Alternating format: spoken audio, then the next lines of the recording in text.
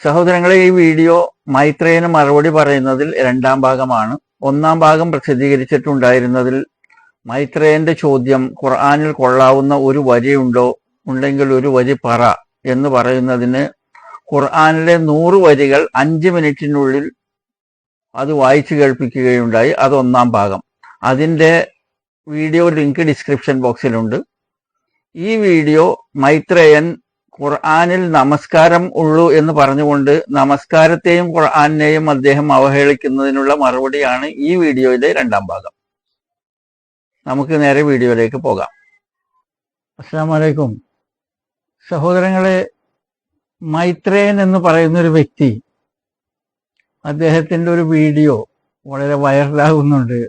അതിൽ അദ്ദേഹം പറയുന്നത് ഖുർആനിൽ എന്താ ഉള്ളത്? നമസ്കരിക്കാനാണ് ഖുർആൻ പറയുന്നത്.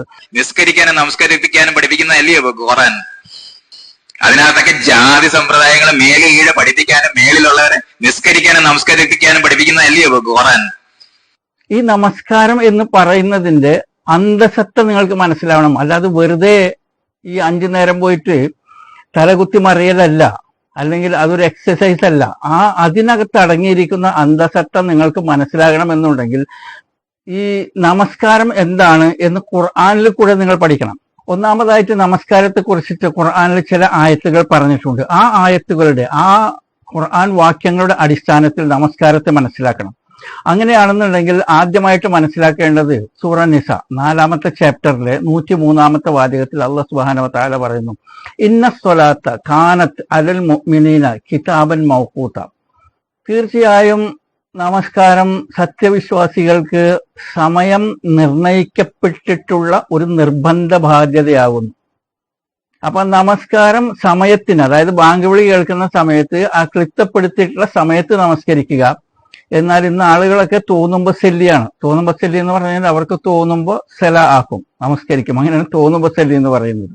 അപ്പോൾ ഇവിടെ ഒരു ചോദ്യം ഉയരുന്നത്, സമയം നിർണയിക്കപ്പെട്ടിട്ടുള്ള ഒരു നിർബന്ധ ബാധ്യതയാകുന്നു എന്ന് പറയുമ്പോൾ 5 നേരം പള്ളിയിൽ പോയി തിരിച്ചു വരുമ്പോൾ പണിയെടുക്കാൻ സമയമൊന്നും കാണില്ലല്ലോ. ജോലിക്ക് പോകണ്ടേ, വണ്ടി ഡ്രൈവ് ചെയ്യണ്ടേ, പല കാര്യങ്ങളും ഇല്ലേ. അപ്പോൾ ഒരു നമസ്കാരം കഴിഞ്ഞ് മറ്റൊരു നമസ്കാരത്തിലേക്ക് വരുമ്പോൾ നമ്മുടെ പണികളൊക്കെ എങ്ങനെ നടക്കും എന്ന് സ്വാഭാവികമായിട്ട് പല ആളുകളും ചിന്തിച്ചു പോകും. അവിടെയാണ് പറയുന്നത്, നമ്മൾ മനസ്സിലാക്കേണ്ടത്, ഇന്ന ദീന ഇൻദല്ലാഹിൽ ഇസ്ലാം. അള്ളാഹുവിന്റെ അടുത്ത് ദീൻ എന്ന് പറയുന്നത്, മതം എന്ന് പറയുന്നത് ഇസ്ലാം മാത്രമാണോ? മറ്റുള്ള മതങ്ങളൊക്കെ കെട്ടിച്ചമയ്ക്കപ്പെട്ടിട്ടുള്ള മതങ്ങളാണ്. അതൊന്നും അള്ളാഹുവിന്റെ അടുത്ത് സ്വീകാര്യമല്ല. അപ്പോൾ നിങ്ങൾ 5 നേരം പോയി നമസ്കരിച്ചിട്ട് വരുന്ന സമയത്ത് നിങ്ങൾ പണിയെടുക്കാൻ പോവുകയോ പണിയെടുക്കാൻ പോകാതിരിക്കുകയോ ഒക്കെ ആയിക്കോട്ടെ, എന്തിനാ പണിയെടുക്കാൻ പോകുന്നതിന്റെ മെയിൻ ഉദ്ദേശം നിങ്ങൾക്ക് ഭക്ഷണം കിട്ടണം. ആ ഭക്ഷണം നിങ്ങൾക്ക് ഗ്യാരണ്ടിയാണ്. നിങ്ങൾ നമസ്കരിക്കാൻ പോവുകയാണെന്നുണ്ടെങ്കിൽ, പോയി വരികയാണെന്നുണ്ടെങ്കിൽ നിങ്ങൾക്ക് വിഷമിക്കേണ്ട ആവശ്യമില്ല. ഞാൻ നിങ്ങളുടെ ഭക്ഷണത്തിന്റെ ഗ്യാരണ്ടി തന്നിരിക്കുന്നു എന്നുള്ള ഖുർആനിൽ പറയുന്നുണ്ട്. അതെവിടെയാണ്? വമാമിൻ ദാബത്തിൻ ഫിൽ അർളി ഇല്ല അലല്ലാഹി റിസ്ഖുഹാ യഅലമു മുസ്തഖറഹാ വമുസ്തൗദഅഹാ കുല്ലും ഫീ കിതാബിൻ മുബീൻ.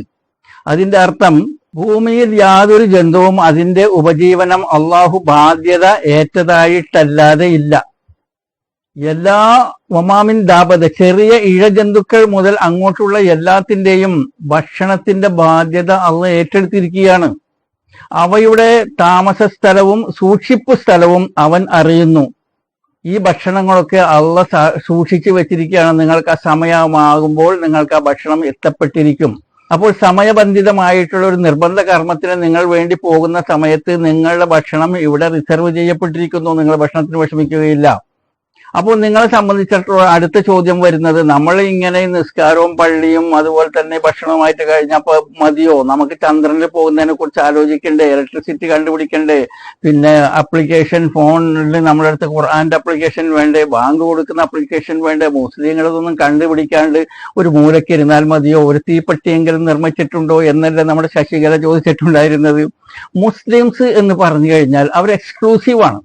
അതായത് ഒരു രാജാവ് ഇനി ഉദാഹരണത്തിന് നമ്മുടെ ചീഫ് മിനിസ്റ്ററോ പ്രൈം മിനിസ്റ്ററോ ഒക്കെ നിങ്ങൾ എടുക്കുകയാണെന്നുണ്ടെങ്കിൽ അവരൊക്കെ പോയി അവരുടെ കൈ കൊണ്ട് പണിയെടുക്കുന്നുണ്ടോ? പണിയെടുക്കുന്നില്ല, അവർ പണിയെടുപ്പിക്കുകയാണ് ചെയ്യുന്നത്. അതുപോലെ തന്നെ ഒരു എക്സ്ക്ലൂസീവ് ആയിട്ടുള്ള ടീമാണ് മുസ്ലിംസ്. മുസ്ലിമിനെ സംബന്ധിച്ചിടത്തോളം അവരെ സഹായിക്കാനും അവർക്ക് വേണ്ടിയിട്ട് ഫോൺ ആപ്ലിക്കേഷൻ കണ്ടുപിടിക്കാനും ഇലക്ട്രിസിറ്റി കണ്ടുപിടിക്കാനും അതേപോലെ തന്നെ ബാങ്ക് വിളിക്കുന്ന ആപ്ലിക്കേഷൻ ഉണ്ടാക്കാനും എന്ന് വേണ്ട വാഹനങ്ങൾ ഉണ്ടാക്കാനും ഇതിനൊക്കെ കണ്ടുപിടിക്കാൻ വേണ്ടിയിട്ട് മറ്റ് ഇതര മതസ്ഥരെ അള്ളാഹു നിയോഗിച്ചിട്ടുണ്ട്. അവർ കണ്ടുപിടിക്കുന്നു, അവൻ അനുഭവിക്കുന്നു, അതിനോടൊപ്പം നമുക്കും അത് ലഭിക്കുന്നു. അപ്പോൾ നമ്മളെ സംബന്ധിച്ചിടത്തോളം കീഴ്പ്പെട്ടി കണ്ടുപിടിച്ചിട്ടില്ല എന്ന് പറഞ്ഞ് നിങ്ങൾ ബേജാറാവേണ്ട ആവശ്യമില്ല. നിങ്ങളെ സംബന്ധിച്ചിടത്തോളം നിങ്ങൾ അള്ളാഹുവിനോട് അടുക്കുന്ന വിഷയത്തിലാണ് നിങ്ങൾ ശ്രദ്ധ ചെലുത്തേണ്ടത്. അപ്പോൾ ഇവിടെ കാര്യം വ്യക്തമായി. നിങ്ങളെ സംബന്ധിച്ചിടത്തോളം സമയനിർബന്ധിതമായിട്ടുള്ള ആ നിർബന്ധ കർമ്മം നിർവഹിക്കാൻ വേണ്ടിയിട്ട് നിങ്ങൾ പള്ളിയിൽ പോയി വരികയാണെന്നുണ്ടെങ്കിൽ നിങ്ങളെ ഭക്ഷണത്തിന്റെ കാര്യത്തിൽ അള്ളാഹു ഗ്യാരണ്ടി തന്നിരിക്കുന്നു. അപ്പോൾ ഈ രണ്ട് കാര്യത്തിൽ നിന്നും നിങ്ങൾക്ക് കാര്യങ്ങൾ മനസ്സിലായി. ഇനി മൂന്നാമതായിട്ട് നമസ്കാരത്തെ കുറിച്ചിട്ട് പറയുന്നത്, ഇങ്ങനെ നമസ്കരിക്കുന്ന ഒരു വ്യക്തിക്ക് എന്താണ് നേട്ടം എന്ന് ഖുർആനിലെ അടുത്ത വാക്ക്. അത് 29-ാമത്തെ സൂറത്തിലെ 45-ാമത്തെ വാക്യത്തിൽ പറയുന്നു, അത്ലുമാ ഊഹയ ഇലൈക മിൻ കിതാബ് വഖീമുസ് സലാ ഇന്ന സ്വലാത്ത തൻഹാ അനിൽ ഫഹ്ശാ വൽ മുൻകർ വദ്കുറുല്ലാഹ അക്ബർ വല്ലാഹു യഅലമു മാ തസ്നഊൻ. ഈ ആയത്തിന്റെ അർത്ഥം, നബിയെ, വേദഗ്രന്ഥത്തിൽ നിന്നും നിനക്ക് ബോധനം നൽകപ്പെട്ടത് ഓതി കേൾപ്പിക്കുകയും നമസ്കാരം മുറ പോലെ നിർവഹിക്കുകയും ചെയ്യുക. തീർച്ചയായും നമസ്കാരം നീചവൃത്തിയിൽ നിന്നും നിഷിദ്ധ കർമ്മത്തിൽ നിന്നും തടയുന്നു. അള്ളാഹുവെ ഓർമ്മിക്കുക എന്നത് ഏറ്റവും മഹത്തായ കാര്യം തന്നെയാകുന്നു. നിങ്ങൾ പ്രവർത്തിക്കുന്നത് എന്തോ അതിനെക്കുറിച്ചിട്ട് അള്ളാഹു അറിയുന്നു. അപ്പോൾ നമസ്കാരം എന്ത് ചെയ്യുന്നു? നീച പ്രവൃത്തികളിൽ നിന്ന് നിങ്ങളെ സംരക്ഷിക്കുന്നു. അപ്പോൾ ഇവിടെ മൈത്രേയൻ മനസ്സിലാക്കേണ്ടത് എന്തെന്നാൽ, ഒരു നമസ്കാരം നമസ്കരിച്ചു വന്ന മനുഷ്യൻ അടുത്ത നമസ്കാരത്തിന്റെ സമയം ആകുന്നത് വരെ ആ വ്യക്തി അദ്ദേഹവും അള്ളാഹുമായി അദ്ദേഹത്തെ ബന്ധപ്പെടുത്തിയാണ് ജീവിക്കുന്നത്. ഈ സമയത്തിനിടയിൽ ഒരു വ്യഭിചാരത്തിനോ ഒരു ഡ്രഗ്സിനോ അതല്ലാന്നുണ്ടെങ്കിൽ അനാവശ്യമായിട്ടൊരു നോട്ടത്തിനോ അല്ലെങ്കിൽ അനാവശ്യമായിട്ട് തല്ലുപിടിക്കുന്ന വിഷയത്തിലോ ഏതെങ്കിലും ഒക്കെ പോസ്റ്റിന്റെ അടിയിൽ പോയിട്ട് തെറി കമന്റ് ഇടാനൊക്കെ അവർ ഭയപ്പെടും. കാരണം അള്ളാഹു നിങ്ങളെ നിരീക്ഷിച്ചു കൊണ്ടിരിക്കുന്നു. നിങ്ങൾ നമസ്കരിക്കുന്ന വ്യക്തിയാണെന്നുണ്ടെങ്കിൽ ഇത്തരത്തിലുള്ള ഫഹ്ഷ, ഇത്തരത്തിലുള്ള തെമ്മാടിത്തരങ്ങളിൽ നിന്നും നിങ്ങളെ സ്വയം സംരക്ഷിക്കുന്നു. ഇതാണ് നമസ്കാരം കൊണ്ടുള്ള അടുത്ത പ്രയോജനം എന്ന് മൈത്രേയൻ മനസ്സിലാക്കുന്നു. നിങ്ങൾ വെറുതെ അങ്ങോട്ട് ഖുർആനിൽ നമസ്കരിക്കാൻ പറഞ്ഞു എന്ന് പറഞ്ഞിട്ട് അങ്ങോട്ട് പറഞ്ഞു പോകല്ലേ ചെയ്തിട്ട്, അങ്ങനെ പോകല്ലേ. മുഴുവൻ കേൾക്കുമ്പോൾ നിങ്ങൾക്കത് മനസ്സിലാവും. നമസ്കാരം എങ്ങനെയാണ്, എന്താണ് എന്ന് നിങ്ങൾക്ക് മനസ്സിലാവും. അപ്പോൾ നമ്മൾ ഇവിടെ സ്റ്റെപ്പ് ബൈ സ്റ്റെപ്പായിട്ട് നമസ്കാരം കൊണ്ടുള്ള പ്രയോജനത്തെക്കുറിച്ച് മനസ്സിലാക്കി. ഒന്നാമത്, ഇത് സമയ നിർണയിക്കപ്പെട്ടിട്ടുള്ള നിർബന്ധിത ബാധ്യതയാണ്. അങ്ങനെ നമ്മൾ 5 നേരം കൃത്യമായിട്ട് പള്ളിയിൽ നമസ്കരിക്കുകയാണെന്നുണ്ടെങ്കിൽ നമ്മുടെ ഭക്ഷണത്തിന്റെ കാര്യം അള്ളാഹ് ഏറ്റെടുത്തിരിക്കുന്നു എന്ന് മനസ്സിലായി. മൂന്നാമതായിട്ട്, നമ്മൾ ഒരു നമസ്കാരത്തിൽ നിന്ന് മറ്റൊരു നമസ്കാരത്തെ പ്രതീക്ഷിക്കുന്ന വ്യക്തിയാണെന്നുണ്ടെങ്കിൽ അദ്ദേഹം തെറ്റുകളിലേക്കും കുറ്റങ്ങളിലേക്കും ഒന്നും വഴുതി പോവുകയില്ല എന്ന മൂന്നാമത്തെ ആയത്തിൽ നമുക്ക് മനസ്സിലായി. അത്തരത്തിൽ നമസ്കാരം മനസ്സിലാക്കി ഉൾക്കൊണ്ട് നമസ്കരിക്കുന്ന ഒരു വ്യക്തിയെ സംബന്ധിച്ചിടത്തോളം അദ്ദേഹത്തിന്റെ ഈ ലോകവും പാരത്രിക ലോകവും അള്ളാഹു അതിനെ എങ്ങനെ നമുക്ക് വാഗ്ദത്തം ചെയ്തിരിക്കുന്നു എന്ന് നമുക്ക് സൂറ ഇസ്രായേൽ ആയത്തിൽ നിന്ന് മനസ്സിലാക്കാം. ആ ആയത്തിൽ അല്ലാഹു സുബ്ഹാനഹു വ തആല പറയുന്നത്, അഖിമിസ് സലാത്ത വദുലൂകി ശംസി ഇലാ ഗസഖിൽ ലൈലി വഖുർആനൽ ഫജ്ർ ഇന്ന ഖുർആനൽ ഫജ്രി കാന മശ്ഹൂദ ومن الليل فتهجد به نافلة لك عسى أن يبعثك ربك مقاما محمودا وقل رب أدخلني مدخل صدق وأخرجني مخرج صدق واجعل لي من لدنك سلطانا نصيرا وقل جاء الحق وزهق الباطل إن الباطل كان زهوقا. ഇതിന്റെ അർത്ഥം, സൂര്യൻ ആകാശമധ്യത്തിൽ നിന്ന് തെറ്റിയാൽ മുതൽ രാത്രി ഇരുട്ടുന്നത് വരെ നിശ്ചിത സമയങ്ങളിൽ നീ നമസ്കാരം മുറപ്രകാരം നിർവഹിക്കുക. ഖുർആൻ പാരായണം ചെയ്തുകൊണ്ടുള്ള പ്രഭാത നമസ്കാരവും നിലനിർത്തുക. തീർച്ചയായും പ്രഭാത നമസ്കാരത്തിലെ ഖുർആൻ പാരായണം സാക്ഷ്യം വഹിക്കപ്പെടുന്നതാകുന്നു. അപ്പോൾ പകല് നിങ്ങൾ ഫജ്ർ നമസ്കാരം ഖുർആൻ നീട്ടി ഓതുക. അത് കഴിഞ്ഞ് അടുത്തത്, രാത്രിയിൽ നിന്ന് അല്പസമയം നീ ഉറക്കമുണർന്ന് അതോടെ ഖുർആൻ പാരായണത്തോടെ നമസ്കരിക്കുകയും ചെയ്യുക. അത് നിനക്ക് കൂടുതലായുള്ള ഒരു പുണ്യകർമ്മമാകുന്നു. നബിയോടാണ് അല്ലാഹു സുബ്ഹാനഹു വ തആല പറയുന്നത്, നമ്മൾക്കും ബാധകം തന്നെയാണ്.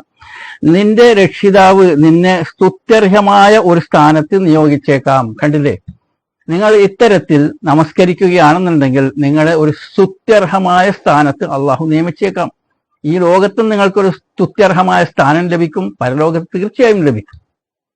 അത് കഴിഞ്ഞ് അടുത്തത് പറയുന്നത്, നമ്മളോട് ഇങ്ങനെ പറയാൻ പറഞ്ഞിട്ടുണ്ട്, എന്റെ രക്ഷിതാവേ, സത്യത്തിന്റെ മാർഗത്തിലൂടെ നീ എന്നെ പ്രവേശിപ്പിക്കുകയും വഖുൽ റബ്ബി അദ്ഖിൽനി മുദ്ഖല സിദ്ഖിൻ വഅഖ്റിജ്നി മുഖറജ സിദ്ഖിൻ എന്ന് പറയുന്നതിന്റെ അർത്ഥം, എന്റെ രക്ഷിതാവേ, സത്യത്തിന്റെ പ്രവേശന മാർഗത്തിലൂടെ നീ എന്നെ പ്രവേശിപ്പിക്കുകയും സത്യത്തിന്റെ ബഹിർഗമന മാർഗത്തിലൂടെ നീ എന്നെ പുറപ്പെടുവിക്കുകയും ചെയ്യണമേ. നിന്റെ പക്കൽ നിന്ന് എനിക്ക് സഹായമായ ഒരു ആധികാരിക ശക്തി നീ ഏർപ്പെടുത്തി തരികയും ചെയ്യണമേ എന്ന് നീ പറയുക. കണ്ടില്ലേ, നിങ്ങൾ നമസ്കരിക്കുകയാണെന്നുണ്ടെങ്കിൽ നിങ്ങളെ സഹായിക്കാൻ വേണ്ടിയിട്ട് ഒരു അധികാര ശക്തികൾ നിങ്ങളുടെ അടുത്തുണ്ടായിരിക്കും. അതുകൊണ്ടാണ് നേരത്തെ പറഞ്ഞത്, തീപ്പെട്ടി കണ്ടുപിടിച്ചിട്ടില്ല എന്ന് പറഞ്ഞുകൊണ്ട് നിങ്ങൾ വിഷമിക്കേണ്ട ആവശ്യമൊന്നുമില്ല. അത് കണ്ടുപിടിക്കാൻ വേണ്ടിയിട്ടാണ്, നിങ്ങളെ സഹായിക്കാൻ വേണ്ടിയിട്ടാണ് ഈ ആധികാരികത ശക്തികളെ നിങ്ങളുടെ ചുറ്റും, ലോകത്തിന്റെ ചുറ്റും അല്ലാഹു സുബ്ഹാനഹു വ തആല നിയമിച്ചിട്ടുണ്ട്. അവർ ചന്ദ്രനിൽ പോവും, അവർ ഇലക്ട്രിസിറ്റി കണ്ടുപിടിക്കും, അവർ വീടുണ്ടാക്കുന്ന ടെക്നോളജി കണ്ടുപിടിക്കും, അവർ കാറ് കണ്ടുപിടിക്കും, പിന്നെ ബാങ്ക് വിളിക്കുന്ന ആപ്ലിക്കേഷൻ ഉണ്ടാക്കി തരും, നിങ്ങൾക്ക് ഖുർആൻ ഓതുന്ന ആപ്ലിക്കേഷൻ ഉണ്ടാക്കി തരും, ബൈഹാർട്ടാക്കാനുള്ള ചുറ്റുപാടുണ്ടാക്കി തരും. അപ്പോൾ ഇത്തരം നിങ്ങൾ നമസ്കരിച്ചാൽ മതി. നമസ്കരിച്ചു കഴിഞ്ഞാൽ നിങ്ങളുടെ കാര്യങ്ങളൊക്കെ അതിനെ കൺട്രോൾ ചെയ്യാൻ വേണ്ടിയിട്ടാണ് ഈ മൈത്രേയനെ പോലുള്ള ആളുകളെ നിങ്ങളുടെ ചുറ്റും നിയമിച്ചിരിക്കുന്നത്. അത് കഴിഞ്ഞ് അടുത്ത വാക്ക് വഖുൽ ജാഅൽ ഹഖ് വദഹഖൽ ബാത്തിൽ ഇന്നൽ ബാത്തില കാന സഹൂക. വളരെ അത്ഭുതമുള്ളൊരു വാക്കാണ്. സത്യം വന്നിരിക്കുന്നു, അസത്യം മാഞ്ഞു പോയിരിക്കുന്നു. തീർച്ചയായും അസത്യം മാഞ്ഞു പോകും എന്ന് നീ പറയുക. അപ്പോൾ സത്യം വന്നിരിക്കുന്നു. എന്താണ് സത്യം? ഖുർആൻ. ആ ഖുർആൻ മനസ്സിലാക്കി ജീവിക്കുന്ന ഒരു മനുഷ്യനെ സംബന്ധിച്ചിടത്തോളം പാരത്രിക ജീവിതം ഉറപ്പല്ലേ? അപ്പോൾ ഈ മൈത്രേയൻ നിസ്കരിക്കാൻ പറയണം ഖുർആൻ, വേറെന്താള് എന്ന് ഇദ്ദേഹം അതിനെ കളിയാക്കുമ്പോൾ ആ നമസ്കാരം എങ്ങനെ നമസ്കരിക്കണമെന്നും ആ നമസ്കാരം നമസ്കരിച്ചാൽ നിങ്ങൾക്ക് എന്ത് പ്രയോജനമുണ്ടാകുമെന്നും വളരെ കൃത്യമായിട്ട് മനസ്സിലാക്കാൻ കഴിഞ്ഞു. പക്ഷെ അത് മനസ്സിലാക്കണമെന്നുണ്ടെങ്കിൽ ഫുർഖാൻ ലഭിച്ചിരിക്കണം. ഫുർഖാൻ ലഭിക്കണമെങ്കിൽ നിങ്ങൾ അള്ളാഹുവിനെ ഭയപ്പെടണം, ഭയപ്പെടേണ്ട രീതിയിൽ ഭയപ്പെടണം. അപ്പോൾ എൻ്റെ സുഹൃത്തുക്കളെ, നിങ്ങൾ അള്ളാഹുവിനെ ഭയപ്പെടേണ്ട രീതിയിൽ ഭയപ്പെടുകയും നമസ്കാരം മുറപോലെ നിർത്തുകയും ചെയ്തു കഴിഞ്ഞാൽ നിങ്ങൾക്ക് അള്ളാഹു ദുനിയാവിലും ആഖിറത്തിലും പ്രയോജനം നൽകും എന്ന് നിങ്ങൾ മനസ്സിലാക്കുക. ഒപ്പം തന്നെ ഈ പറഞ്ഞിട്ടുള്ള മൈത്രേയൻ എന്ന് പറയുന്ന വ്യക്തിയോടുള്ള എൻ്റെ കടമയും കടപ്പാടും സ്നേഹവും ഒക്കെ ഞാൻ അറിയിക്കുകയാണ്. സുഹൃത്തെ, താങ്കളുടെ ആ ഒരു വാക്കുകൊണ്ട് ഖുർആൻ പല ജനങ്ങൾക്കും മനസ്സിലാക്കാൻ കഴിഞ്ഞു. അതിന് ഞാൻ താങ്കളോട് കടപ്പെട്ടിരിക്കുന്നു. താങ്കൾ ഈ പ്രവൃത്തി ചെയ്യിപ്പിച്ചിരിക്കുന്നതും അതും അള്ളാഹു തന്നെയാണ് എന്ന് നിങ്ങൾ മനസ്സിലാക്കുക. അപ്പോൾ ഇത്രയും പറഞ്ഞുകൊണ്ട് എൻ്റെ സംസാരം ഇവിടെ സംഹരിക്കുന്നു. So thank you for watching. അസ്സലാമു അലൈക്കും.